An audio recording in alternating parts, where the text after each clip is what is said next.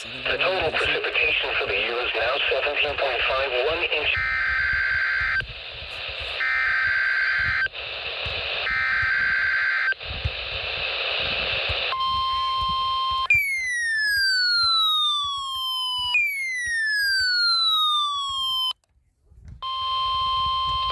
This is a test of NOAA radio's warning alarm device and is being run in conjunction with a routine weekly test of the emergency alert system.